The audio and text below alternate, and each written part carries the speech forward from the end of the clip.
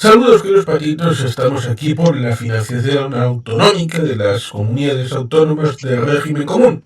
Sobre todo teniendo en cuenta que parece que este miércoles, en 48 horas más o menos, va a haber una reunión del Consejo de Política Fiscal y Financiera. Así que vamos empezando nosotros y luego si alguien se puede sumar, pues perfecto. En principio sería asturiano, teniendo en cuenta de que por el lado del centro derecha podría venir Artemi, pero creo que por el centro izquierda no va a poder venir Sergio Sanzo, quien le he propuesto como solución alternativa que me trajera a un tal Barbón, un joven que está empezando, pero me ha dicho que ese tal Barbón está ahora mismo en el Vaticano. Ya le he dicho, casi mejor, porque así está Prevost con Barbón juntos en la misma, pero creo que no ha sido posible. Saludos, Javier. Boa tarde. Entonces Barbón se habrá cruzado con María Corina Machado, que ha estado allí hoy. Pues mira, podría ser. Bueno, pues nada, aquí estamos a tu disposición para ese conversatorio. Sí, a mí, respecto a esta situación sobrevenida, teniendo en cuenta de que hace muchísimo tiempo que tenían que estar trabajando en ello, me viene a la luz esa situación que proviene de Cataluña, en donde hay dos vertientes principales, por lo menos a mí se me ocurren. Una, respecto de qué demonios están haciendo ustedes, respecto de parecer a Joan Ridao, la foto de Junqueras como la de Ridao en 2009, diciendo, habemos novus systemus, aquí para establecer el ámbito de las relaciones financieras en las comunidades autónomas del régimen común. Porque la reunión tuvo solamente un interviniente a posteriori con rueda de prensa, que fue Junqueras. Luego al día siguiente habló María Jesús Montero, lo cual también es un problema respecto de Mañueco, elecciones el 15 de marzo, pero el 8 de febrero con este muchacho llamado Azcón, pero también las suyas propias, respecto de qué relato utilizar respecto de Andalucía. Sobre todo cuando ella tenía un discurso como consejera, luego otro como ministra, y luego tal vez otro como candidata, lo cual ciertamente es algo problemático. Pero es que hay otra vertiente, que es la que alguno ha tratado de coger diciendo por el cupo de catalán y todas estas cosas. ¿No había un acuerdo respecto de establecer un sistema aparte, un rancho aparte, en el que para el 31 de diciembre de 2025 iban a cobrar el 100% del IRPF y que lo iban a recaudar ellos en cara de un sistema cuasi pacto fiscal? Esto venía en pactos que estaban firmados para investiduras y todas estas cosas, pero para algunos la verdad es relativa, con lo cual yo creo que el combo da una caldeada bonita. A ver, ¿por dónde empezamos? Porque esto da para muchas vertientes, vamos a ver. Mira, yo te puedo hablar de lo que pienso de la reforma en sí, ¿de acuerdo? La reforma en sí para mí es un juego de trileros, de trilerismo político. La verdad, si esto, Jordi Pujol o Artur Mas, hace 20 años, no me voy tan lejos, lo hubiesen presentado como un avance, se le habría echado encima a la población catalana. Aquí estamos hablando, para empezar, de un modelo que lo único que hace es que aumenta la cuota que hay que pagar a las comunidades autónomas al 55% del IRPF, 56,5% del IVA sin potestad normativa, porque en el IVA las comunidades autónomas no tienen potestad normativa, y si no recuerdo mal, ni siquiera las forales, en el IVA, digo. Sí, así es. Creo que el criterio es una doble vertiente. Las situaciones impositivas con capacidad normativa son aquellas que están vinculadas a renta, patrimonio. Aquellas que no tienen capacidad normativa son aquellas que están respecto del precio de las cosas. Lo cual es muy relativo por otra parte, pero bueno. Sí, pero sobre todo se habla Quiero de decir, IVA y bueno, este tipo de claro, cosas. pero por ejemplo, el impuesto de sociedades, las diputaciones forales no solo lo recaudan, igual que recaudan todos, sino que pueden hacer variar el tipo de gravamen. Sí, No, sí, claro. digo, claro. Aparte de que el impuesto de sociedades está fuera y sigue fuera del sistema de financiación autonómica de régimen común, que eso es un elemento importante que hay que decir, lo único que se hace es añadir algunas figuras impositivas menores, entre ellas patrimonio, por ejemplo, o el impuesto de vertederos, son 4, creo que está el de depósitos bancarios y el del juego, ¿de acuerdo?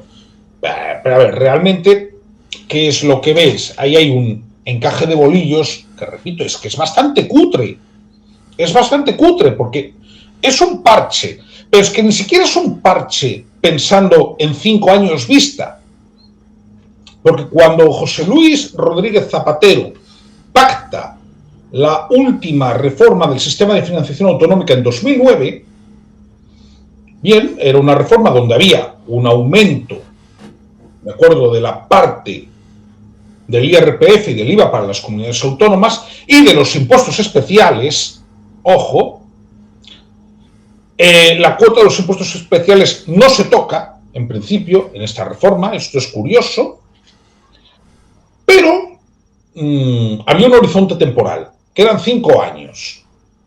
Bueno, y pasados los 5 años supuestamente se tenía que reformar y revisar. Bueno, nos quedamos con lo mismo de 2009.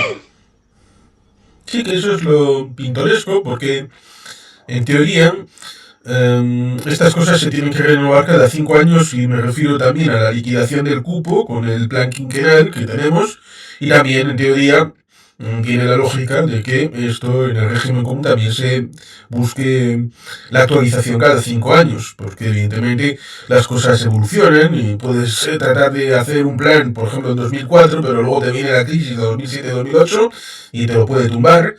Luego viene la situación en 2009 respecto de lo que puede venir después, porque el plan puede quedar muy bonito, pero luego es que hubo que inventarse fondos ad hoc, el de pago a proveedores, el del FLA y O todo eso. FLA, el FLA. Es que ahí es donde luego yo voy cuando ves además la letra pequeña de esta reforma. No.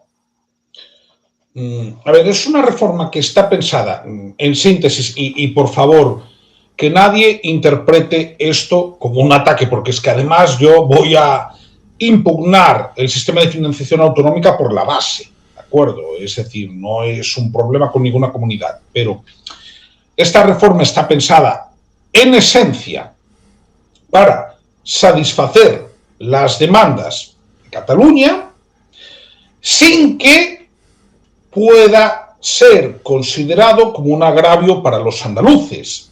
Porque, en términos absolutos, ¿cuál es la comunidad autónoma que va a recaudar más? O que tiene una aportación extra. Pongo esto. No, esto es en euros por habitante. Yo digo en términos absolutos, porque yo, ¿sabes por qué no me fío tanto del concepto de euros por habitante? Te lo explico. Hay dos elementos ahí. Uno de los incrementos de recursos y otro es el de euros por habitantes. Claro, pero yo, ¿sabes por El qué no monto me fío total me tanto? refiero a que pone ahí Sí, en la Andalucía, izquierda, es Andalucía verdad. se incrementa 4.846 millones, que es más de los 4.686 que tiene aquí asignados Claro. Cataluña. Pero, quiero recordar que Andalucía tiene 1 millón de habitantes más que Cataluña. Con lo cual, si hiciéramos un deflactor, a ver si son menos de 200, son exactamente 180 millones de euros más que Cataluña los que va a recaudar de incremento de recursos. Si hiciéramos un ajuste poblacional, estaremos de acuerdo en que habría un favorecido, porque el segundo en términos absolutos es Cataluña. Claro, ¿qué pasa? Esto se hace a base de reducir 2 factores, que son factores muy importantes en las comunidades autónomas del noroeste. Por eso están en los últimos puestos, que son factor dispersión poblacional, factor envejecimiento. Y si te fijas, de régimen común están todas las del noroeste, todas, en los últimos puestos.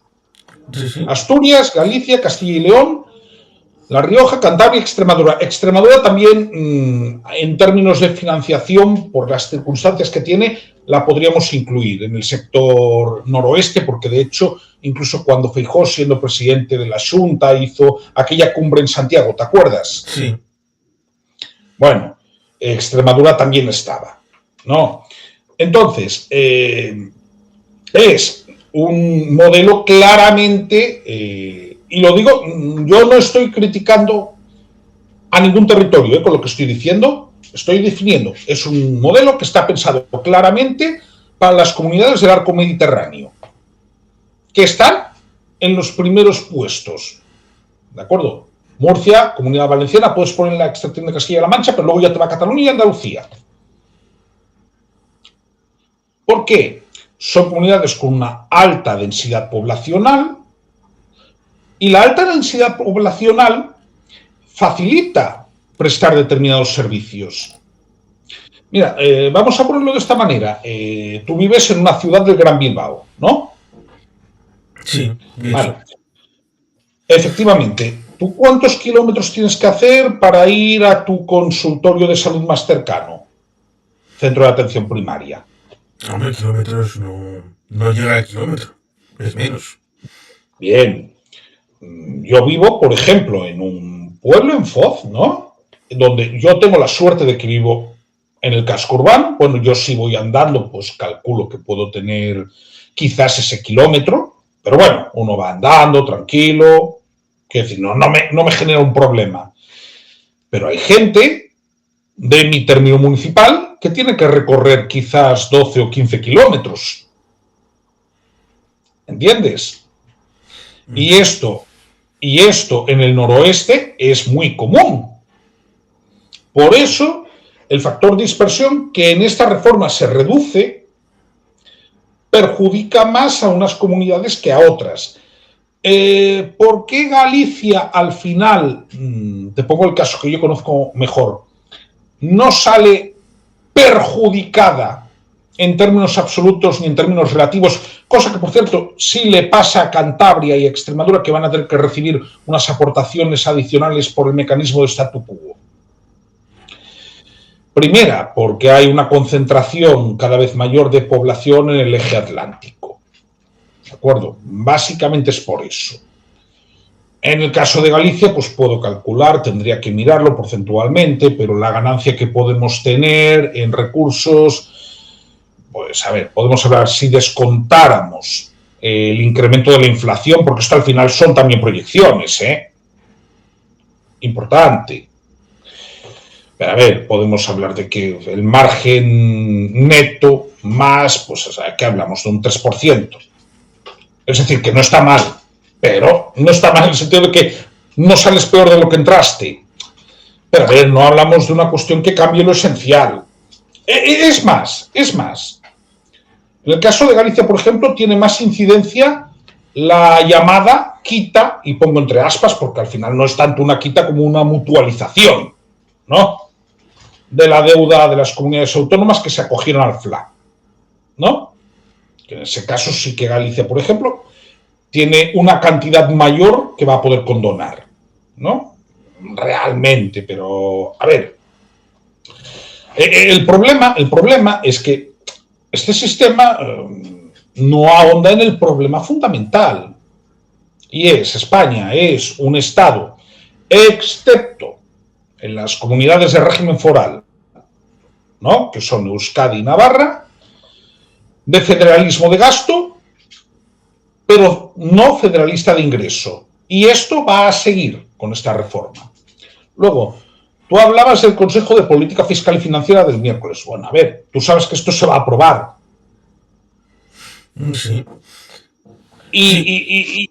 Y se va a aprobar ya por la posición que va a tener el gobierno vasco, que es siempre la misma al respecto. Sí, que es abstenerse. Y el hecho de que el voto de... espero que sean 3, porque la cuarta tendría que abstenerse también. Sería lo lógico. Pues no podría ser el hecho de que Ferraz diga a María Chivite que usted tiene que votar a favor y vota a favor cuando lo lógico es que las dos hermanas forales se abstengan, porque es lo apropiado, es lo justo. Sería Asturias, sería Castilla-La Mancha, sería Cataluña las que votarían a favor, con lo cual con la mitad de los votos que corresponden al gobierno de España. Más una abstención. Una abstención. Es que con vuestra abstención, suponiendo que no se va a dar que todas las demás votaran en contra, ya era suficiente. Claro, es que por eso yo quería que habláramos del sistema, que mucha gente no lo conoce. No, probablemente no lo conoce la mayoría de la gente. Sí, como se toman decisiones en ese Consejo de Política Fiscal y Financiera que viene de la LOFCA, la Ley Orgánica de Financiación de las Comunidades Autónomas, que se aprobó en septiembre del año 1980. Y se aprobó en septiembre porque hubo que hacer presión dura a la hora de incorporar lo que fue la disposición adicional primera y segunda. La primera sobre el País Vasco y la segunda sobre Navarra, acerca del sistema foral tradicional, de concierto y convenio respectivamente. Pero mira, vamos a hacer un ejercicio de política comparada. La reforma del sistema de financiación de régimen común de ANSAR en 2002, que de hecho fue cuando el sistema del concierto quedó establecido como definitivo, sí, legalmente, que hasta entonces era una cuestión que se iba renovando por la costumbre. La costumbre también se hace ley, ¿no? Pero... Sí, eso es porque en el año... a ver, si retiras 25 años al 31 de diciembre del 2001, te sale el 76. El 76. Y que creo que era por el tema de Araba. Sí, de Álava. Y si vuelves a quitar esos 25 años, sería en torno a 1951-52. En el franquismo, a consecuencia de que la anterior renovación fue en el año 25-26 y la hizo un tal José Calvo Sotelo como ministro de Hacienda, diciendo cosas muy bonitas como que esto no es un privilegio para vosotros los vascos, es un derecho histórico, bueno, este tipo de cosas en un discurso bien bonito del que luego sería mártir. Esa innovación acerca del 25 puso 25 años para este esquema de cosas. Problema, que en el 37, cuando entraron los alzados en Bilbao, pues había alguien de la negociación de Calvo Sotelo que tenía la ojeriza puesta a la hora de decir, bueno, ahora que les hemos juzgado, como dijo Areiza en el discurso, esto ha sido una victoria, sino una reconquista de la ciudad. Donde ha habido vencedores y vencidos, vaya si los ha habido. Sí. Por derecho de conquista. Pues eso hizo que se hiciera la ley abolitoria de los conciertos en Vizcaya y Guipúzcoa del 37 hasta el 80. Eso significó que cuando se tuvo que renovar en el 52, se hizo solamente Araba. Y lo hizo con el franquismo. Y 25 años otra vez. Eso daba en el 76. Se renovó Araba, a pesar de que se había un intento de hacer otra cosa, pero en el 76 las cosas todavía estaban muy verdes, la transición. Y por eso, cuando se hacen 5 años después el tema de la negociación del 80 para implementarse en el 81, ese concierto durará 20 años, para compasarlo con la finalización del concierto respecto de Araba en finales del año 2001. Pero a partir de entonces ya no son 25 años, sino ya es indefinido. Y parece que Aznar dijo, para que nadie se me moleste, arreglamos también la financiación común. Claro. Pero ¿qué pasó?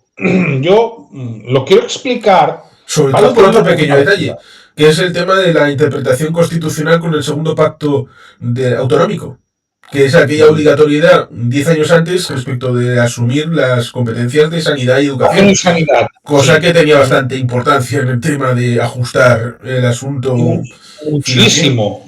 Claro, pero hay una cosa. En 2002, y estamos hablando de la mayoría absoluta de ANSAR, estamos hablando de un momento bastante durillo, ¿eh? Sí, estamos hablando de que en ese verano hubo una huelga general, estamos hablando del año del Prestige, estamos hablando del año de la Bodísima. Bueno, pues, ¿qué pasa en 2002? Por eso digo que, a ver, es que no es para tanto lo que se ha pactado, me parece un tema cosmético.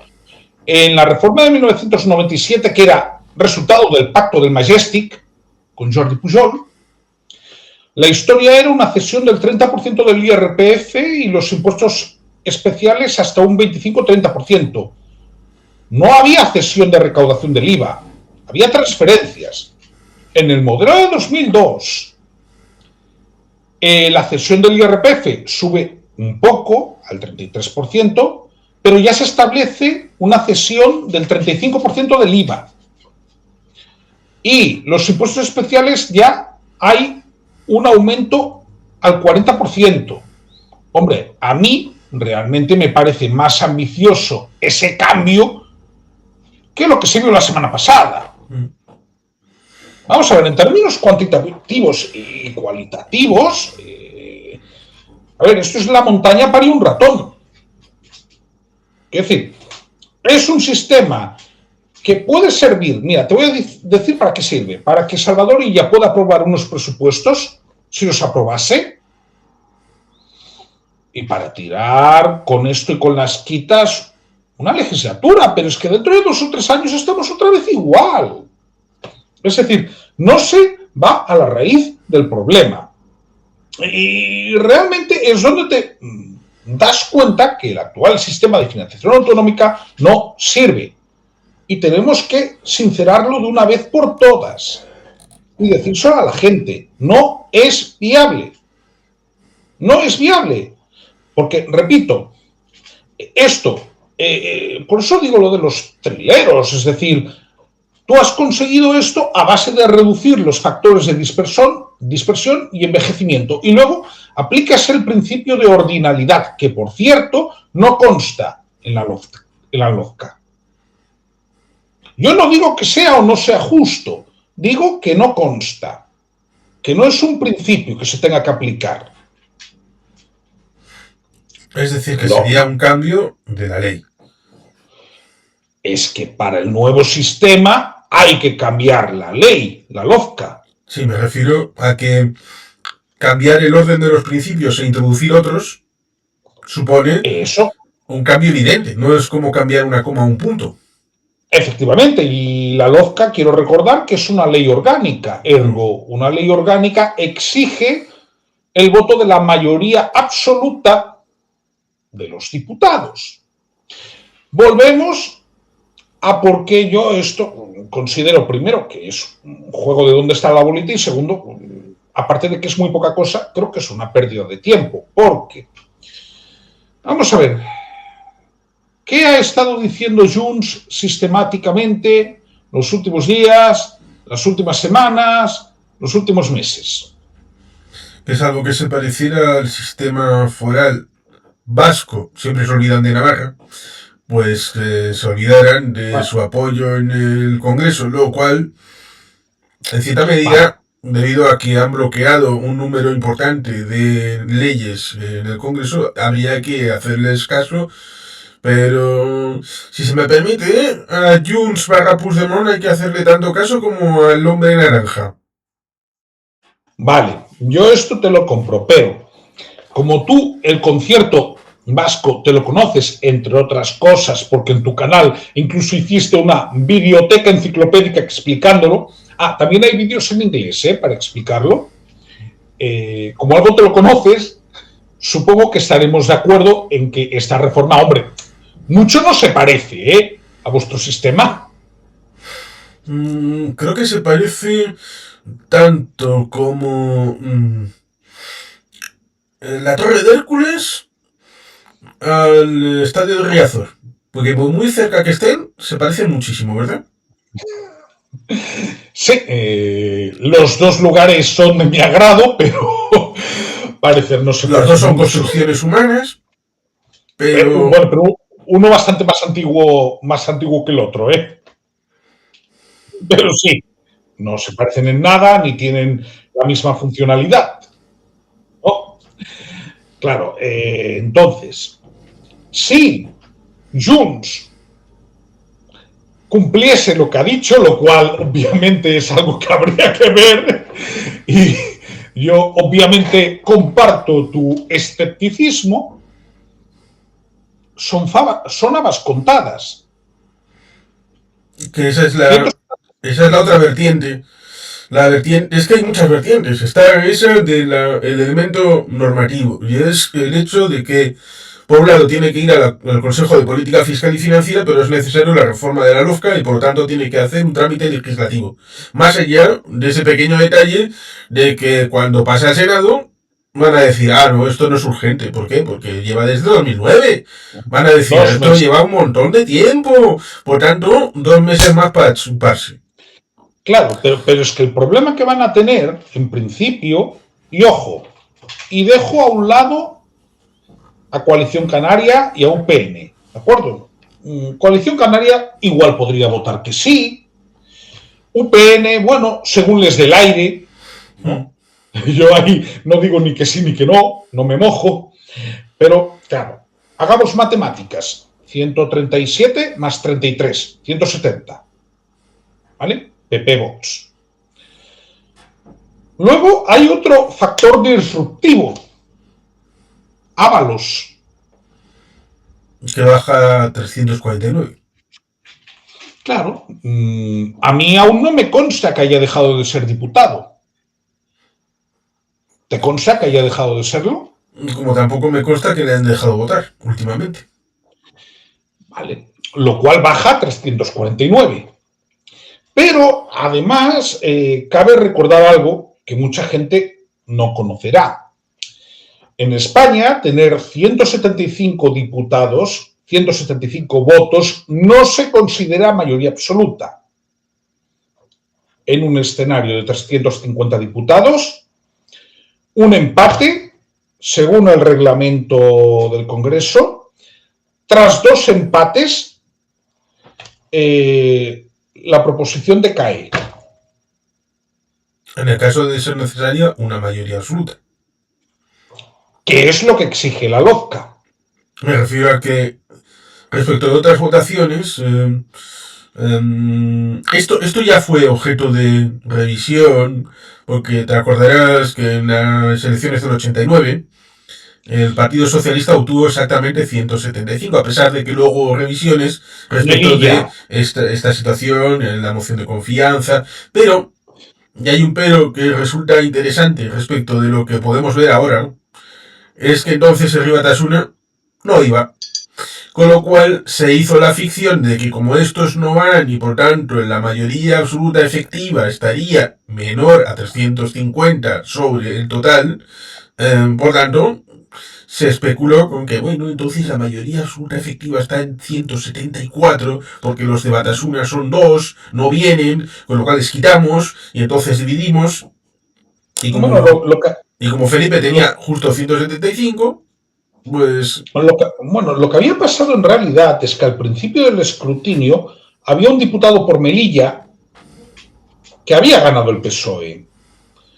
Y tú recuerdas que hubo impugnaciones en varias provincias. Sí. El único lugar donde ordenaron repetir la votación fue Melilla. Y ese diputado de Melilla se lo acabó llevando el PP en la repetición. Y eso, de hecho, esa es la razón por la cual Felipe González, como había varios recursos pendientes, comentó que cuando se resolvieran los recursos se presentaría una moción de confianza, pero lo hizo por un formalismo, ¿de acuerdo? Es decir, asumo que esto es provisional. De facto, no digo jurídicamente, y es muy importante la precisión que has hecho, de facto se suele hablar de una tercera mayoría absoluta de Felipe González, porque gobernó como si la tuviera. De jure no lo era. Eso es verdad. No era una mayoría absoluta. De facto lo era porque creo que eran John y Dígoras, no recuerdo el otro, no iban. Es más, creo que ni siquiera llegaron a obtener la condición de diputados. Sí, era una tradición. Especularon con ir a recogerla, pero te acordarás que el 20 de noviembre del año 89 mataron a Josu Muguruza. Eso les decidió definitivamente Vamos, cogemos lo del taxi, cogemos las prebendas y todo eso, y para casa. Claro. Luego sí que, por ejemplo, en la legislatura 93, 96, Johnny Dígora sí que estuvo. No. De hecho, recuerdo, y ya han pasado más de 30 años, verlo en el atril, bueno, diciendo cosas que daban una cierta vergüenza ajena, ¿no? Pero bueno, para no desviarme del tema. Realmente, para esto sí haría falta como mínimo 176. Porque 175 no son mayoría absoluta en España. Así es. Bien, entonces esto son habas contadas. Tienes que poner de acuerdo a la actual mayoría de gobierno, tienes que poner de acuerdo a Podemos, que son 4 ahora mismo, si no recuerdo mal. Sí. Tienes que poner de acuerdo al de Compromís, que a veces anda levantisco. Tienes que poner de acuerdo al BNG, que están cabreados con esto, como mínimo, dicen que es de todo punto insuficiente. Lo que pasa es que, claro, como yo ya he oído muchas declaraciones grandilocuentes, pues digamos que permite que sea algo escéptico, ¿no? Y tienes que poner de acuerdo a Junts, es que tienes que poner de acuerdo a mucha gente muy distinta. Y lo peor de todo es que Junts tampoco tiene ahora grandes incentivos para votar que sí. Para votar que sí a esto. Efectivamente. ¿Qué incentivos tiene para votar que sí a esto? A esto. Es decir, porque es que esto ni se acerca ni de... Pero es que repito, que la reforma que hizo Aznar con mayoría absoluta en 2002 era más ambiciosa que esto. Y la hizo el señor Aznar, que estaba todo el santo día equiparando nacionalista igual terrorista, si tú te acuerdas de esa época. Sí. Entonces, hombre, a ver, que los que ya vamos teniendo algunos años decimos, hombre, esto muy serio no es. No es Y ahí cierto. es, y es donde yo voy, es un modelo de financiación autonómica que está hecha básicamente para favorecer a las comunidades del arco mediterráneo, ¿de acuerdo? En especial a Cataluña, y que se hace a base de perjudicar a algunas más que otras, también hay que decirlo, a las comunidades del noroeste. Repito, yo no estoy diciendo que haya una mano negra para hacer daño a nadie, no. Yo digo cuáles son los efectos prácticos. Los efectos prácticos son que Cantabria y Extremadura van a tener que recaudar más por el mecanismo de statu quo. Pero, hombre, realmente lo que van a recaudar de más, pues tampoco me parece gran cosa, ¿eh? Ya, es que es sorprendente en el ámbito de Extremadura y Cantabria que tengan que recibir unos fondos porque si no quedarían peor. Y eso es ciertamente increíble. Claro, porque mira, Cantabria, bueno, son 216 millones de euros. Bueno, si lo comparas con Galicia... Extremadura serían esos 216 y Cantabria serían 46. No, pero a ver, Cantabria son 600.000 habitantes, ¿correcto? Sí. Vale. Pero es menos de la mitad que Galicia si hiciéramos, digamos que, la ponderación en población. Vamos a ver, es que es donde voy. Es que este sistema tiene efectos, esta reforma del sistema tiene efectos perversos, ¿no? Y luego ya viene la derivada política de corto plazo, ¿no? Sí, que es bastante consustancial históricamente a ciertas partes del modelo este, porque salvo el señor Gallo, que hizo un vídeo explicando el modelo común, a poca gente le he entendido escuchar el modelo común de cómo ha funcionado, cómo era el sistema, cómo tenía esas formulaciones, lo cual debía de ser interesante, pero cada vez que alguien trataba de explicar el modelo común, imagínate cuántos milisegundos tardaba en hablar de la foralidad. Pero eso es el desvío de siempre, Juan Carlos. Sí, Y el cuponazo. sí, y esas cosas, sí, así es. Es que, oye, Sobre eso, todo cuando en principio, para hacer este tipo de repartos en el ámbito del régimen común, pues había esos esquemas de, claro, en las comunidades, todas esas 15 que aparecen ahí, pues evidentemente son cada cual distinta de la otra. Hay islas, hay zona mediterránea, hay zona atlántica, hay zona de montaña, hay zona de interior, hay zona de costa, hay zona más llana. Por ejemplo, en Andalucía estaría la diferencia entre Jaén y Huelva, por ejemplo, que son cosas distintas. por ejemplo. Y por tanto ahí el tema de la dispersión. También un tema rural-urbano es importante porque más allá de que pueda haber una dispersión, pero podríamos entrar en el asunto de que, bueno, Ponferrada también tiene su núcleo importante, respecto de alguna ciudad como Salamanca que tiene una importancia respecto del territorio provincial, pero que eso no implica que haya cabeceras de comarca y pueblos que estén dispersos a la hora de hacer carreteras, a la hora del dispensario de salud, a la hora de la escuelita. Bueno, debo decir que la problemática de Castilla y León en este sentido es similar a la de Galicia. Digo, tanto en factor dispersión como envejecimiento. Por eso, si te das cuenta, más o menos estamos en los mismos puestos del ranking, que es que, vamos a ver, las comunidades del noroeste están en los últimos puestos todas.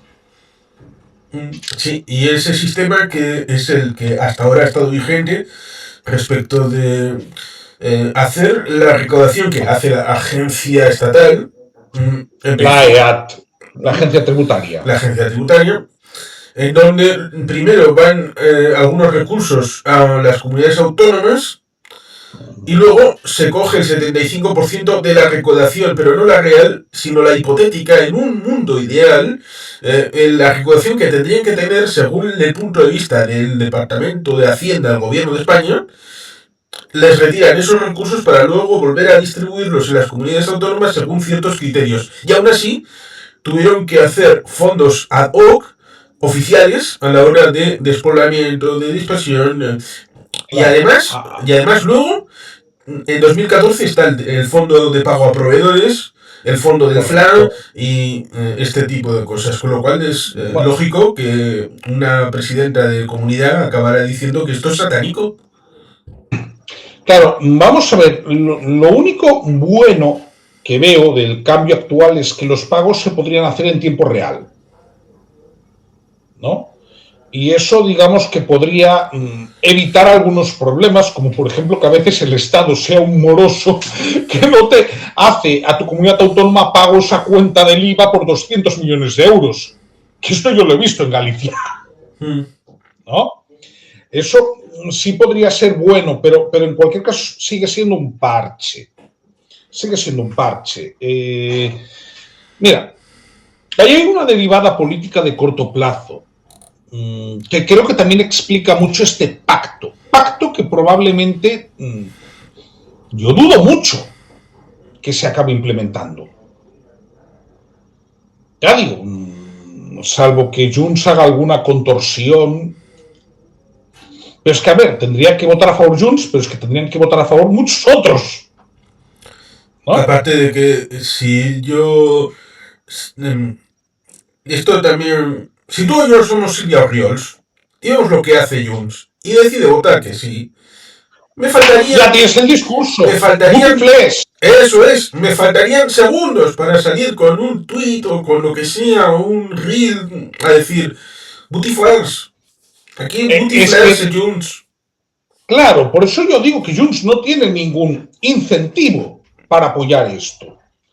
Es más, ni siquiera para una abstención, porque es algo tan pobre. Es que es algo tan raquítico que lo pueden vender como les dé la gana, pero... Sí, y alguno tendría que mirárselo porque, por ejemplo, Compromís votó en contra de actualizaciones del sistema de concierto respecto de incorporación de normativa, respecto de nuevos impuestos y respecto de la actualización de liquidación del cupo. Con lo cual, Mira, ¿cómo van a votar ahora que sí a esta claro, cosa? claro, pero lo de compromiso ya es para darles de comer aparte. Y te digo por qué. A ver, el BNG tiene muchos defectos, ¿no? Pero el BNG, por ejemplo, pues siempre ha dicho, nosotros queremos un sistema de cupo como el vasco, punto. Luego hacen lo que hacen, ¿no? Sí, Pero luego, bueno, luego te dicen, esto es malo, pero cuando voten contra Rueda es porque le han ordenado, no porque tenga que hacerlo, es porque él está a las órdenes de Feijóo. Pero no están no, diciendo que esto es malo, pero vamos a votar que sí. No, no. Están diciendo esto es malo y además ese que está enfrente, que va a votar que no, no como nosotros, está además vendido porque no es porque crea que esto es malo, sino porque se lo han ordenado. claro, pero quiero decir, el tema de compromiso tienen el siguiente problema.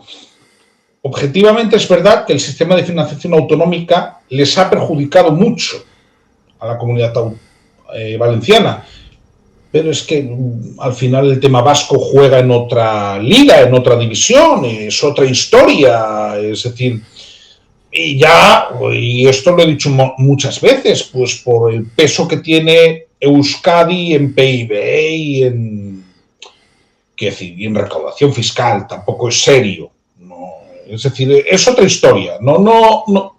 Es decir, los temas de concierto no tendrían que meterse en esa historia cuando es una historia vasca. Porque jugáis en otro nivel y vosotros ahí aplicáis la bilateralidad. Es que es otra historia. No viene, no tiene nada que ver. Yo podría entender que esto lo hicieran en el sistema común. El sistema común sí, porque es donde se están jugando la fabada.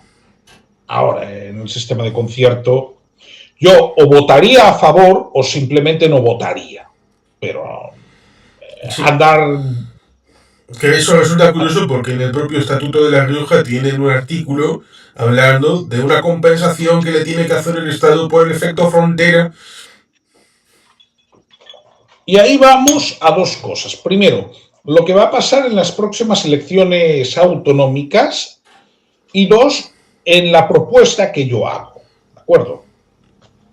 A ver, tenemos a Azcón el mes que viene, el día 8. Bueno, Azcón ha tenido que sobreactuar, porque realmente tú ves esto y objetivamente yo creo que Aragón ni tan mal.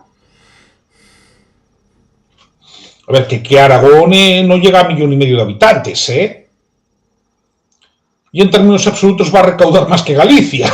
Sí, tienen tal vez el efecto beneficioso de la concentración en la ciudad de En Zaragoza. Zaragoza. ¿Vale? Pero vamos a ver. Yo no les critico, pero son, mira, la mitad de población que Galicia, porque son 1.364.000. Galicia pasa por muy poco de 2.700.000. La mitad de población de Galicia y van a cobrar más, en términos absolutos. Hombre, yo creo que mucho motivo de quejarse no tienen. Quiero decir, con el nuevo sistema, bueno. Azcón, bueno, ha salido como tiene que salir porque tiene elecciones dentro de un mes, ¿no? Sí, También ha salido creo. mirando a Cataluña. Ah, pero eso es un clásico en la política aragonesa. Ahí también hay que entender las variables internas, ¿no? Que juegan y que tienen su influencia hasta cierto punto, pero la tienen en Aragón, y sobre todo en Zaragoza, ¿no? Luego, ahí hay una persona a quien le han hecho la campaña, que es Mañueco. A Mañueco, esta reforma del sistema de financiación autonómica ha sido que le ha venido Dios a ver. No, objetivamente, vamos a ver. Tiene por euros por habitante la mitad de lo que va a recaudar más Galicia cuando tiene más o menos la misma población. Es decir, Mañueco sí puede considerarse perjudicado. Objetivamente, ¿no? Entonces, a Mañueco le han hecho la campaña. ¿Por qué? Porque se puede estar los 2 meses que le quedan hasta el 15 de marzo quejándose de esto. O sea que le recomiendas a Mañueco que envíe una cesta de frutas a Oriol Junqueras ya mismo. Sí, Sí, sí, totalmente. Totalmente. Le ha hecho un gran favor, sobre todo porque, así como Azcón me parece un candidato hábil, es decir, me parece correoso, me parece que se mueve bien. Bueno, a mí es que Mañueco nunca me ha parecido el más listo de la clase. Pero vamos, no me lo parece ahora, no me lo parecía el año pasado y no me lo parecía en 2022 tampoco. Es más, estuvo a punto de perder las elecciones hace 4 años. Y le debe bastante a Isabel Díaz Ayuso. Sí. Que en la última semana de campaña se implicó, ¿no? Y parece que no, pero bueno, así como Ayuso en otros sitios, pues no va a arrastrar. En León y Castilla, ¿no? Haciendo honor a la denominación que utilizas tú siempre, en determinadas ciudades como Valladolid, o Ávila, o Segovia, sí puede tener un cierto arrastre, ¿de acuerdo? Entonces, sí, yo le recomendaría a Mañueco que le mandase un regalo a Junqueras. Porque le ha hecho la campaña. Y la forma que tiene de atacar al PSOE es esta. Vosotros acabáis de aprobar un sistema de financiación autonómica insolidario y que atenta contra los recursos y los derechos de los ciudadanos castellanos y leoneses. O leoneses y castellanos. Sí, y que va a ser combatido en el Congreso y sobre todo en el Senado, donde ustedes no pueden imponer esta mierda a los ciudadanos. Bueno, spoiler, dudo que llegue al Senado. Claro, porque probablemente ya se va a quedar en el trámite del Congreso. Pero bueno, él va a tener que decir eso. Pero vamos, esto, digamos que le hace la campaña a Mañueco y creo que le garantiza 4 años más en la Junta de Castilla y León. O sea que, ¿crees que no va a llegar al Senado? Eso significaría que va a descarrilar antes de llegar a las andaluzas de junio. Y ahí es donde a Marisú le hacen la campaña también. Pero en este caso a Marisú para bien. ¿Por qué? ¿Cuál es el relato que puede defender Marisú? María Jesús Montero. Por culpa del Partido Popular, por culpa de Juanma Moreno Bonilla, no se ha aprobado el mejor sistema de financiación de la historia, por el cual los andaluces iban a recaudar 4.846 millones de euros más cada año. Lo veo. Y subo la apuesta.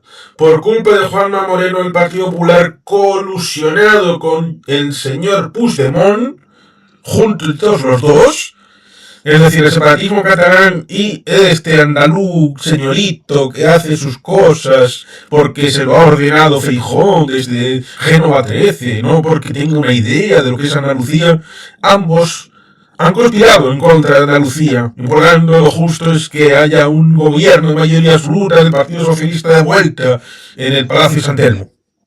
Bueno, spoiler, eso tampoco va a pasar, ¿no?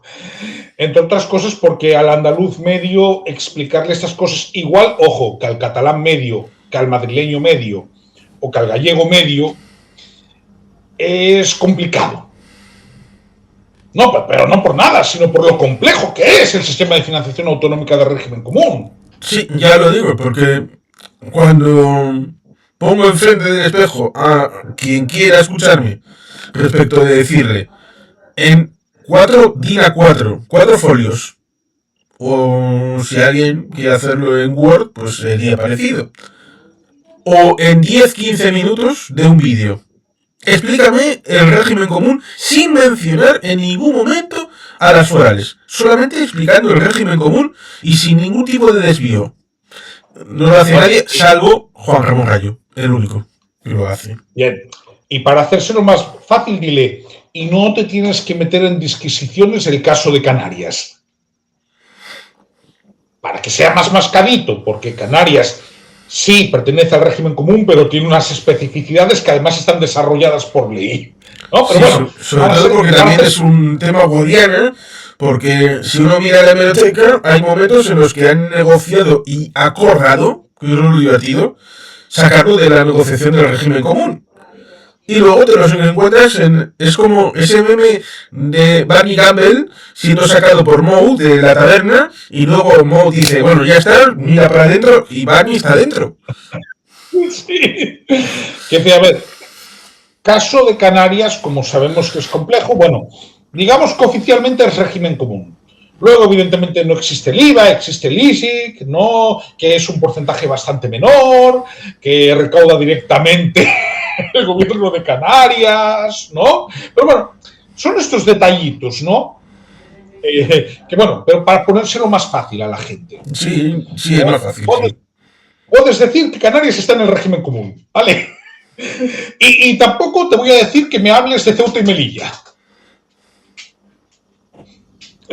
Porque eso también complicaría un poco el asunto.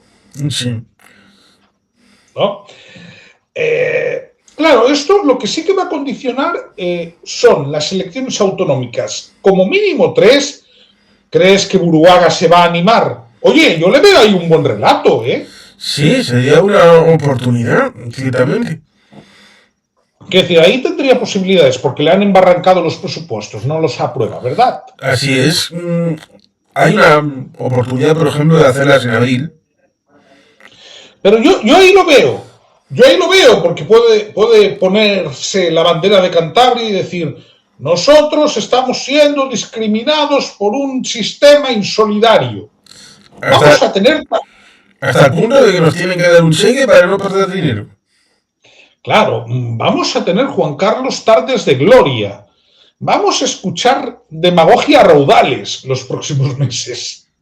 Sí. Bueno, para que luego nos apruebe. Precisamente ya están protestando. Ya ha empezado la demagogia y se lo han tomado muy a pecho. La protesta. Un poco como eso. Van a ladrar muchos y ya están ladrando en X diciendo ese tipo de cosas que, como dije en principio, respecto de ese artículo en el Confidencial Digital, diciendo el cupo catalán estará ahí, por tanto ya han descontado con el hecho este de que hay un poquito de historia en tu magufería a la hora de decir, no, es que Pedro Sánchez ya ha descontado las derrotas en todas las comunidades autónomas que va a haber elecciones para ganar al final la victoria final en las elecciones generales. Muy estúpido tendría que ser para sacrificar a todos sus peones, porque a fin de cuentas luego esa gente es la que contribuye a la hora de la votación final. Porque sin organización es lo que ha pasado a Podemos. ¿Podemos por qué ha sobrevivido? Pues porque ha tenido una cierta organización territorial. Si no... y círculos que no han desaparecido de las principales ciudades en ningún momento. Vale, que igual antes había 20 personas en un círculo y ahora están 2. Pero están 2. Están 2. Es decir, por ejemplo, no ha dejado de haber círculo en Lugo, aunque lo hubo en Foz, y creo que ahora no lo hay. ¿De acuerdo? Pero, vamos a ver. Además, si entendemos cuál es la psicología de Pedro Sánchez, ¿desde cuándo Pedro Sánchez ha actuado a largo plazo? Es decir, tú ves a Pedro Sánchez honestamente, ¿no? Tan pensando en dentro de 9 meses. Digamos que para Pedro Sánchez el largo plazo es el telediario de la noche. Claro. Pero no el de la noche, el de esta noche. Claro, es que quiero decir, esto, mira, te lo podría comprar con Mariano. Con sus luces y sombras, pero que Mariano veía a largo plazo en ocasiones, sí. Te lo puedo comprar con Felipe González. Te lo podría comprar, sobre todo, en su primera legislatura con Zapatero. Te lo podría comprar incluso con Zapatero. Sabes que no es santo de mi devoción, ¿no? Sí. Y que yo le critico el hecho de haber focalizado unas políticas bastante cortoplacistas y concupiscientes respecto de temas de ampliación de derechos, respecto de medio ambiente, respecto de cosas que pueden estar bien, pero siempre que hayas hecho lo anterior, como elemento complementario. Y como lo anterior no lo hizo respecto de burbuja inmobiliaria, cambio de modelo económico, el tema energético, bueno, pues se queda cojo respecto de esa situación. Pero sí, ha habido gente peor que ha hecho otras situaciones. Por ejemplo, esta situación precisamente con este asunto. ¿Por qué? Pues porque en teoría la Pareto eficiencia, que es un concepto de economistas, establece la noción de que no puedes mejorar la calidad de vida de un individuo o mejorar la situación de uno de los participantes si es a costa de perjudicar, aunque solamente sea uno de los que están en ese combo. Eso es lo que, a fin de cuentas, es la Pareto eficiencia. Esto significa que para aplicar este principio a la modificación del régimen común hay que unirlo a la ampliación de la recaudación, producto de una serie de circunstancias de los últimos años, lo cual en parte deviene respecto de la situación del tema del incremento de recursos por el... esto lo has explicado tú bastante mejor respecto de la no deflactación, el tema de la inflación, ¿no? Sí, efectivamente, hablaba de eso. Hablaba de que, por ejemplo, en el caso de Galicia, tú tienes que tener en cuenta el factor de inflación. Aquí te ponen el dato bruto, ¿no? Pero la inflación tendría que ver cómo va a cerrar este año, pero va a cerrar cerca de un 3%. Con lo cual, en ese concepto, habría que ver si realmente es una subida tal y como se presenta en el incremento en billones, luego en euros por habitante, y también respecto de la subida real, respecto de la recaudación anterior, respecto de la recaudación actual. Claro, en el caso de Galicia, ya te digo, calculo que el incremento real puede rondar, deflactando el tema de la inflación, entre un 1 y un 2%. Bien, la cosa va por este sentido, a ver si trato de explicarlo más o menos bien. La cosa es, no hay ni una sola comunidad autónoma que aceptara algo de mejora o empeoramiento, porque el empeoramiento no es aceptable y la mejora sí. Pero para hacer una mejora, el dinero lo tienes que sacar de algún lado. Y ese algún lado es la recaudación en principio. El Estado, en principio, hasta este momento, hasta por lo menos el año anterior, lo que quería era no dar ni un solo céntimo más a las comunidades autónomas, siguiendo el marco de la Pareto eficiencia, aplicándoselo al mismo. De no voy a perjudicarme yo, teniendo en cuenta de que, por ejemplo, hay que gastar más en pensiones. Y eso es un gasto importante. Que ya bastante el déficit y deuda incurre el Estado español tratando de reducirla de alguna manera. Y alguna vez salen diciendo, somos el mejor gobierno porque hemos bajado la deuda, el déficit, todo esto. Bueno, dejando de lado si es verdad o no.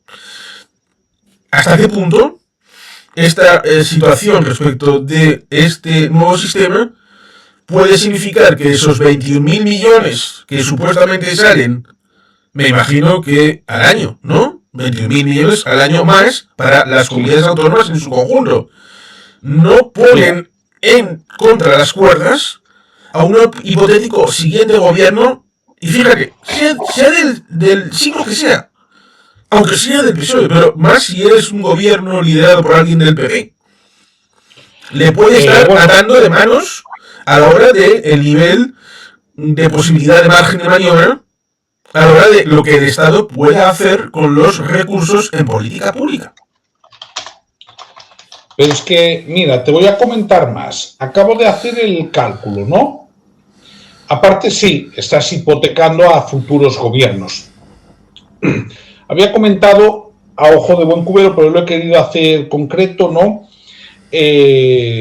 Comentaba al principio que era sobre un 3 y pico % y que le podía quedar neto deflactando la inflación un incremento de entre un 1 y un 2%. Y efectivamente, mira, te digo cuál es el incremento de recaudación que va a haber sobre los presupuestos de este año, de 2026, que han entrado en vigor, ¿vale? Que son de 14.240 millones de euros, ¿vale? Es un incremento, sin tener en cuenta la inflación, del 4,12%. ¿Vale? Réstale la inflación. que puede andar entre un 2,5 y un 3%. ¿Cuánto te queda? ¿Te acuerdas que te he dicho hace un momento entre un 1 y un 2%? Sí. A ver, seamos serios. Eso te puede servir para pagar intereses de deuda, nada más. Es que... y mira, probablemente lo que están vendiendo, y ahora vamos a ser también honestos, ¿no? Como un gran avance para Cataluña,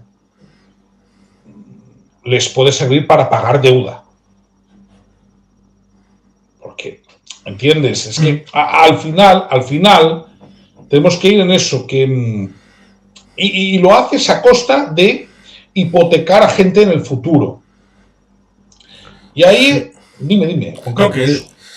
Entonces estaríamos hablando de que este sistema serviría para que las comunidades autónomas pudieran llegar a aflojar algo en intereses de la deuda, y se va a montar la mundial como que los catalanes van a tener el cupo y van a ser unos separatistas que han logrado un privilegio de la Virgen y por tanto se están yendo porque Puigdemont ha logrado que Junqueras hiciera la triangulación para hacerse sacrificio él y no hacerlo el propio Puigdemont. Vamos a ver las teorías de la Virgen y todo para que el loro tenga pagado el chocolate.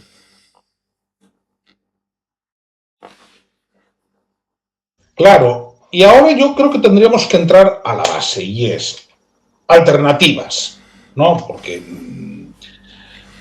estaremos de acuerdo, y esto nos pasa en la vida en general, que destruir algo es muy fácil. Sí. Construir, yo conozco a mucha más gente que destruye que construye, ¿no? Entonces, yo critico todo esto porque propongo un sistema alternativo. Y propongo un sistema alternativo inspirado, digo inspirado, no tiene que ser un copia-pega, aunque yo agradecería el ofrecimiento que ha hecho el gobierno vasco en ocasiones de enviar técnicos, ¿no? Y yo, si fuera el gobierno de la Xunta de Galicia, los invitaría no solo a que nos pudieran asesorar, sino a dar conferencias y a explicar cómo funciona el modelo, ¿no? Creo que ayudaría mucho esa pedagogía a mucha gente. Pero creo que hay que ir hacia un sistema federal de ingreso. Y eso implica, para empezar, que sean las comunidades autónomas las que recauden los impuestos. Yo soy partidario de que tengan también potestad normativa, pero ahí ya entraríamos en los matices que incluso tenéis vosotros, ¿no? Caso del IVA. Sí, porque si... Imagínate que hubiera un sistema para otro en donde pudieran poner el IVA con capacidad normativa. Pues hombre, nosotros también queremos eso. Lo digo claro. Porque, bueno, esto ya hemos comentado respecto del ámbito de Cataluña, porque cuando se daba cierta credibilidad, creo que ya se ha quedado enterrada a la hora de hablar de un esquema de tipo pacto fiscal respecto de tratar de conseguir ese sistema diferencial.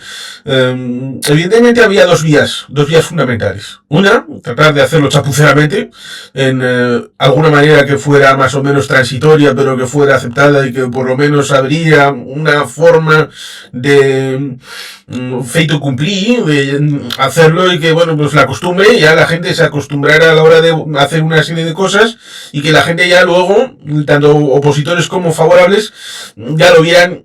Bueno, esto ya lo dejamos así, se sedimenta y al final luego eso es difícil de tirar para atrás por la costumbre. Pero eso es muy torticero porque como cierto muchacho llamado Emiliano me dijo alguna vez, eso cuando gobernemos nosotros, eso va para atrás y ya vas a ver qué rápido.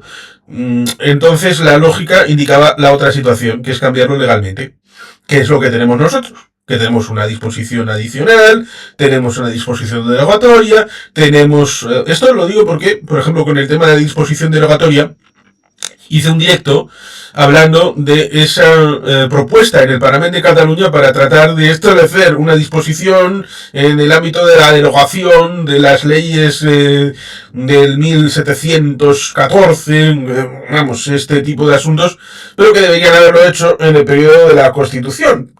Y eso ciertamente daría para bastante a la hora de explicar por qué no lo hicieron, en qué estaban en el periodo de transición, qué hizo Miquel Roca y Junyent, qué hicieron los demás partidos catalanes. Evidentemente eso lleva a un elemento que hemos hablado respecto del tema del aborto, respecto de también decir por qué no va a haber una modificación por el tema del aborto, como sucedió en el ámbito de Francia. 15. Pues porque evidentemente no hay mayorías en el Congreso y en el Senado respecto de esta situación. Por lo tanto, ahora para hacer una disposición adicional bis, por decir, porque sería otro número, porque la primera es para los vascos, la tercera es para Canarias, la catalana tendría que ser una que se añadiera. Pero eso hay que hacer una reforma constitucional y en este momento, lo mismo que para una derogatoria cuarta, tampoco hay. Y eso es fundamental, más allá de lo que pudiera haber de modificación también del Estatuto de Cataluña, que habría que modificarlo también, para incorporar un dispositivo que dijera que el orden financiero en Cataluña-Estado tendría que ser en función de... Y luego, además de eso, entonces, con esas dos cosas, habría que modificar la LOFCA para poner una disposición adicional tercera en donde se hablara de Cataluña. Es decir, un lío importante, pero de esa manera te garantizas jurídicamente que el sistema perviviría un cambio de gobierno. Claro, lo que pasa es que aquí hubo un pleito, de hecho, esto te lo he contado varias veces, ¿no? Que Alianza Popular en Galicia, en 1983, se vino arriba y se animó en el tema de pedir un concierto, ¿no? Bueno, y tú sabes cómo el Tribunal Constitucional le dio carpetazo a esas cosas. Sé que el Tribunal Constitucional en el año 88 hizo una sentencia diciendo que los territorios forales a los que se refiere la disposición adicional primera son exclusivamente Araba, Vizcaya, Navarra y Guipúzcoa.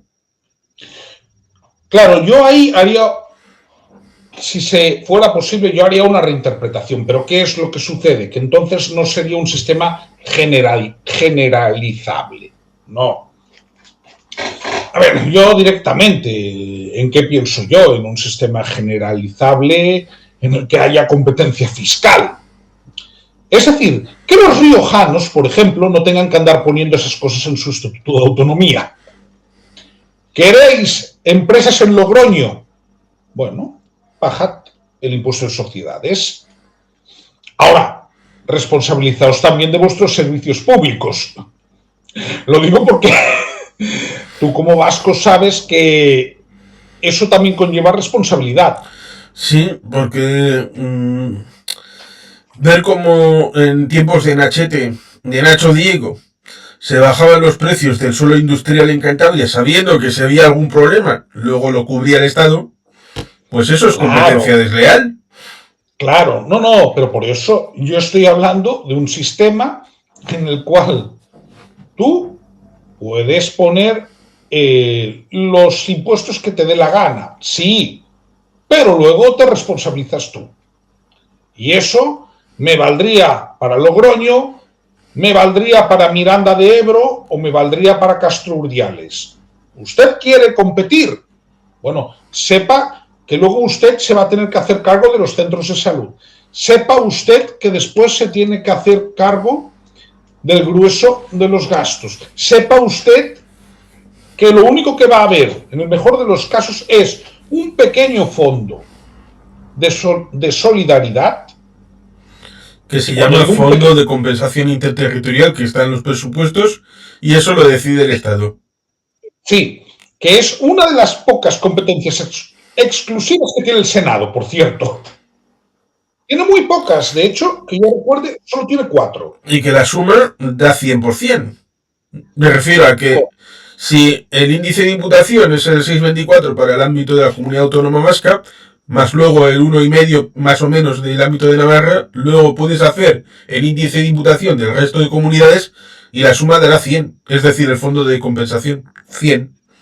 Correcto. Ahí pues habría que estudiar qué porcentaje hay que exigirle a las comunidades autónomas que aporten, ¿de acuerdo? Dependerá de cada caso por población, por PIB, ¿no? Pero es ese fondo y vamos a ver, a vosotros os sale a pagar. Sí. Por poco, no por demasiado, pero sale a pagar. Quiero decir, spoiler, Euskadi no recibe más de lo que da. No, entre otras Me razones, gustaría que esto lo explicaras. entre otras razones porque el sistema está basado en el índice de imputación del 6,24 cuando la economía vasca está en torno al 6%, más o menos, con lo cual es un gasto de más a la hora del cálculo de todos los elementos del cupo. Y si fuera por población, que también es importante para este sistema propuesto y también para el anterior de régimen común, estaríamos hablando del 6, no del 6, sino estaríamos hablando del 4,80 en población. Con lo cual... Ahí, os sale a pagar. Sí, pero es que además... En el tema del cupo, porque lo primero que se paga es el cupo. Se aparta el dinero, se envía en 3 cómodas mensualidades en el año, es decir, 3 veces, 3 pagos en el año a la hora del pago fraccionado del cupo al gobierno de España. Cuando se paga en teoría, y algunos son de estas maledicencias que dicen, es que pagan por las cosas que hace el gobierno de España en su comunidad. No, se paga en las competencias que no están ejecutables en el ámbito de la institucionalidad vasca, en aquellas comunidades donde el Estado quiere hacerlas. Es decir, que el 6,24% de toda la alta velocidad en el Estado español está pagada por fondos vascos, con independencia de que pueda haber ido hacia Galicia, hacia Alicante, hacia Huelva, hacia Barcelona o hacia donde quieras. Correcto. Entonces, un poco esta es la conclusión. Ahora, yo estoy pensando en un porcentaje muy pequeño de la recaudación que sirviera para cuestiones de emergencia, básicamente. Muchas veces el ejemplo o pongamos el tema de la DANA, ¿no? Bueno, este fondo de solidaridad podría valer para estas catástrofes naturales, porque la vida al final es azarosa y hay cosas que no se pueden prever totalmente. Eso, Pedro Luis Uriarte, debido a que esto sería rizar el rizo. Existe una Hacienda General del País Vasco. Más allá de la hacienda que puede haber en cada territorio histórico, existe una Hacienda General del País Vasco vinculada a una ley de armonización que se hizo en el año 1990. Pero ya en el 1983, con la riada de Bilbao, y también de otros territorios, pero la más importante y más conocida es en Bilbao, a pesar de que en otros territorios, ya sea Bermeo, hubo también afectación muy importante. En ese agosto del año 83 hubo un recargo temporal del IRPF de los vascos con objeto de utilizar ese dinero extra en la regeneración urbana en estos lugares afectados. El padre también de esta situación inventada fue el entonces consejero Pedro Luis Uriarte Santamarina, el padre de la negociación del concierto en 1980. Es decir, que estas cosas también se pueden hacer si tienes la posibilidad normativa y tienes el IRPF en tu gestión. Puedes hacer, en el caso, por ejemplo, de Valencia, podría haber hecho un incremento patrimonial respecto del IRPF para que los valencianos tuvieran que pagar un poquito más a la hora de generar un dinerito para que el gobierno de la Generalitat, del Consell, de la Generalitat Valenciana, pudiera aplicarlo en este año y pico a la hora de la renovación y actualización de los daños que ha podido hacer la DANA. Efectivamente, pero en definitiva, y así también voy un poco cerrando, ¿no? Y dando mi conclusión. Sí, pero antes habría esa situación, que es importante. Es importante ir a un detalle. Que una cosa es el hecho en sí, es decir, esta propuesta, o cualquiera que pudiera haber, se puede tratar de negociar y explicar qué se quiere hacer y para qué se quiere hacer. Eso es complicado porque ahí entrarían en función todos esos intereses respecto de que Cataluña en principio quería un pacto fiscal o algo parecido a lo vasco y también navarro. Por lo tanto, entran en el cepo de una contradicción importante. Y eso es grave cuando hablamos de gente que se debe no a sí mismos, sino se debe a unos ciudadanos que han confiado en ellos, que se han firmado documentos. Que esta es la derivada que no se hablará a la hora de lo que dijimos respecto de lo que una Silvia Oriols diría sobre Junts en caso de que acepte esta cosa, de que son butifers, son traidores. Lo mismo que en el caso del 1 de octubre del 2017, la crítica que yo le hago a Puigdemont probablemente no es la que le hará al español medio. Para mí Puigdemont en octubre del 17 es un traidor. Es un traidor porque no ejecutó la independencia y porque nunca quiso hacerlo.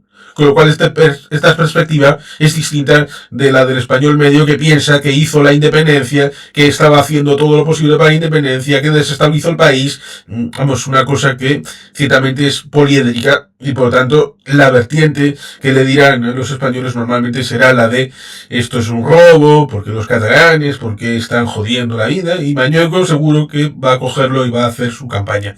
Pero es que por el otro lado está el ámbito jurídico-político. Es decir, cómo llevar estas cosas al ámbito del ordenamiento jurídico-político. Que esa es otra, como dijimos respecto de cambiar a LOFCA, de meterlo en el Congreso, tramitarlo por el Senado, es decir, cambiar el ordenamiento para que esto sea legal. Porque no puedes decir, he llegado a un pacto, ¿vale? ¿Y entrará en funcionamiento? No, porque esto tiene importancia en el imperio de la ley. Y la ley no solamente es la ley en sí, sino también cómo se hace esa ley. Y si no se hace bien, entonces, ¿por qué no me la salto haciendo cualquier cosa siempre apelando a la bondad de las medidas que voy a hacer? No, esto, la tramitación es tan importante, la forma y el fondo es tan importante, una cosa como la otra.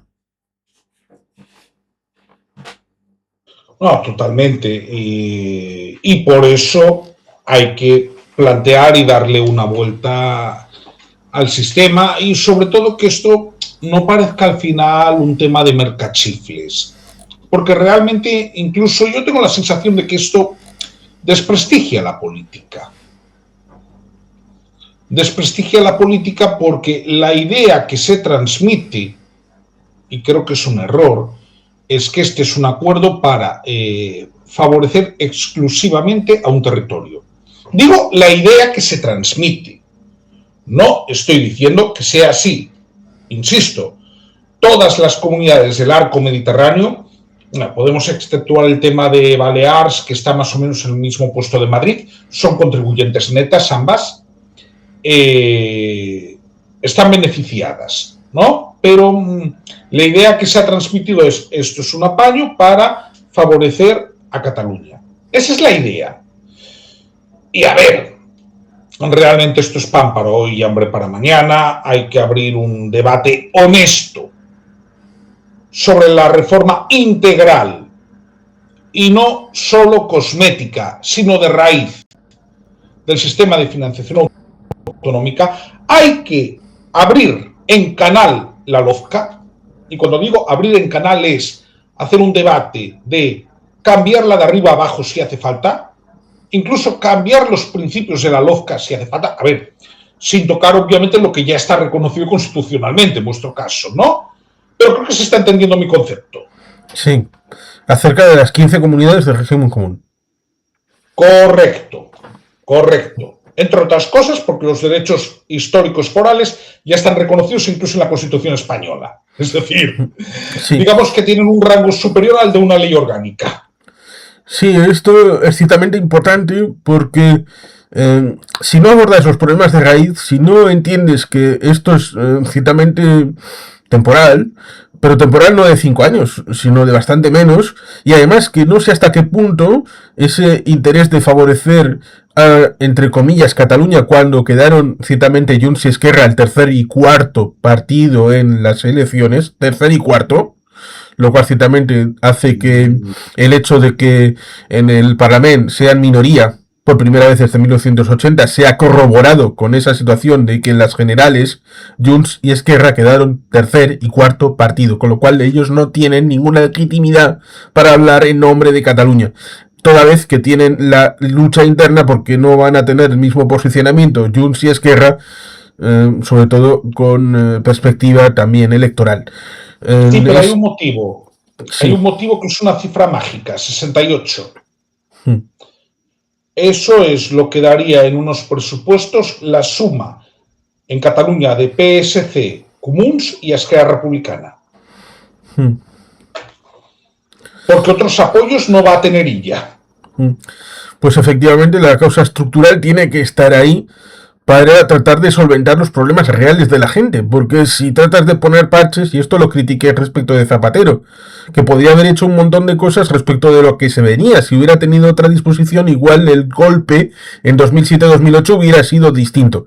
Eso evidentemente es hacer what if, es hacer política ficción, pero evidentemente la reflexión puede estar ahí a pesar de que no sea exactamente decir esto fue así y esto debería haber sido así, pero uno puede pensar, si en vez de hacer esto haces una resolución real respecto de mirar al estilo DAFO, cuáles son las realidades en este momento, qué se puede hacer, qué se puede aportar, porque no se puede decir que no haya habido reflexiones.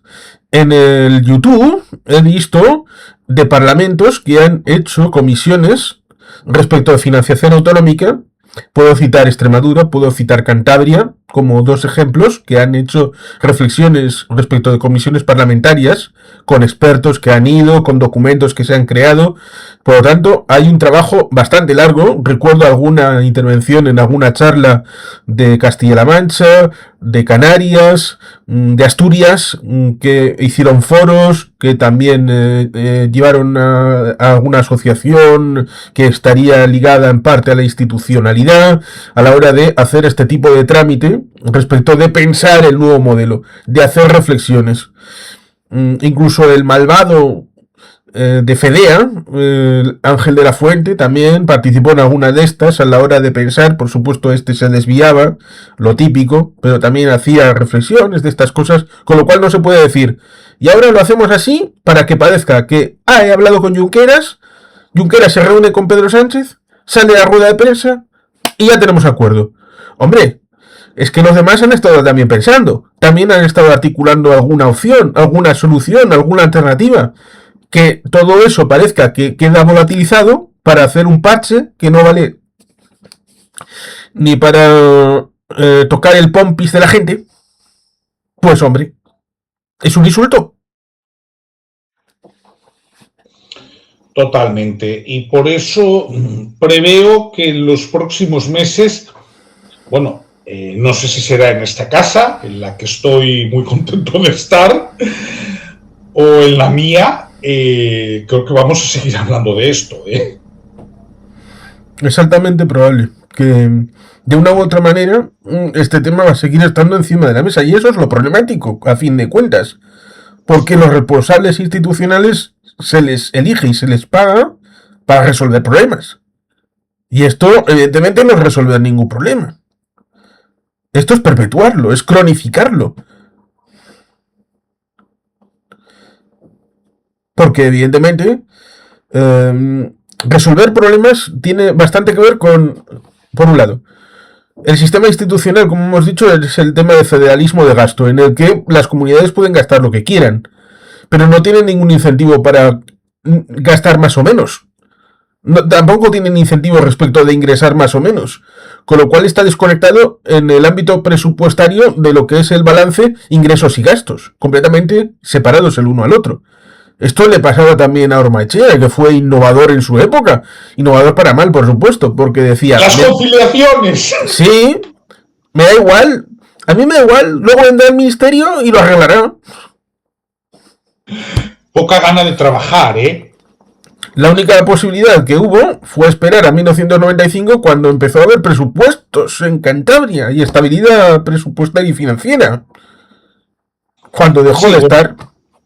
Sí, con los gobiernos de coalición PP-PRC, que estaba Martínez Sieso, creo, ¿no? Sí. De presidente. Que Revilla, en aquel momento, además de consejero de Obras Públicas, ¿no?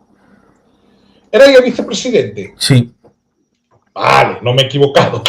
Pero sí, la verdad es que, por desgracia, Seguiremos hablando de esto probablemente y bueno, yo lo que te quiero es dar las gracias por este conversatorio tan interesante.